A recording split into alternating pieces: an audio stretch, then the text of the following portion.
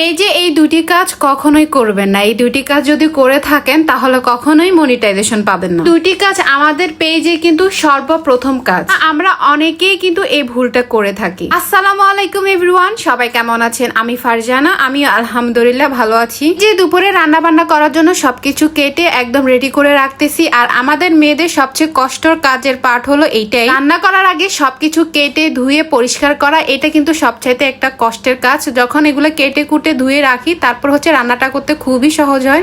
আর পরিষ্কার করতে কিন্তু যতটা সময় লাগে আমার মনে হয় না রান্না করতে ততটা সময় লাগে। আমি সবসময় এরকম করে একদম সবকিছু আগে ভালো করে কেটে ধুয়ে পরিষ্কার করে তারপর হচ্ছে রান্না করতে যাই। আমরা মেয়েরা সারাদিন যে পরিমাণে কাজ করি, তো দিন শেষে যদি আমাদের হাজবেন্ডরা এসে বলতো যে সারাদিন তোমরা কত কাজ করো, তোমাদের কত কষ্ট হয়, তাই না? কথা যদি আমাদের হাজবেন্ডে দিন শেষে আমাদেরকে বলতো, আমরা কিন্তু একদম বরফের মতো গলে যেতাম। কিন্তু পড়া কপাল, আমাদের হাজবেন্ড আমাদের এই কষ্টগুলো চোখেই পড়ে না। আচ্ছা যাই হোক, আপনাদের ইম্পর্টেন্ট কথায় আসি। পেজ খোলার সময় বা হচ্ছে যে পেজে আমরা যে ভুলটাই করে থাকি সেটা হচ্ছে আমাদের পেজের সর্বপ্রথম যে কাজ সেটা হচ্ছে পেজের প্রোফাইল, কভার ফটো আর হচ্ছে বায়ো লেখা নিয়ে। এখনকার বেশিরভাগ পেজে যেমন নতুন নতুন যে পেজগুলো মানুষে ক্রিয়েট করছে, এই পেজগুলোতে বেশিরভাগই প্রোফাইল আর কভার ফটো নিয়েই কিন্তু প্রবলেম ফেস করতেছে। আপনাদের প্রোফাইল এবং কভার ফটোতে আপনারা কখনো মুখ বাঁধা বা মাস্ক পরা ছবি দিতে পারবেন না। এ করেও কিন্তু পেজে এখন বড় একটা ইস্যু দিচ্ছে, মাস্ক পরা বা হচ্ছে মুখ বাঁধা ছবি দিতে পারবেন না। এর ফেস দেখানো ছবি দিতে হবে প্রোফাইলে। আর হচ্ছে যে জায়গায় ভুল করে থাকি, ইউজ করা কোনো পিকচার দিতে পারবো না। ধরেন যে আপনি কোথাও সে পিকচারটা আপলোড করছেন, আপলোড করার পর আপনার পেজেও ওই পিকচারটা দিচ্ছে, এরকম হলেও হবে না। আপনার পেজে প্রোফাইলে এবং কভার ফটোতে একদম ফ্রেশ ছবি হতে হবে, আপনার ফোনে তোলা আপনার পিকচার হতে হবে। এখন হচ্ছে ফেসবুক প্রতিনিয়ত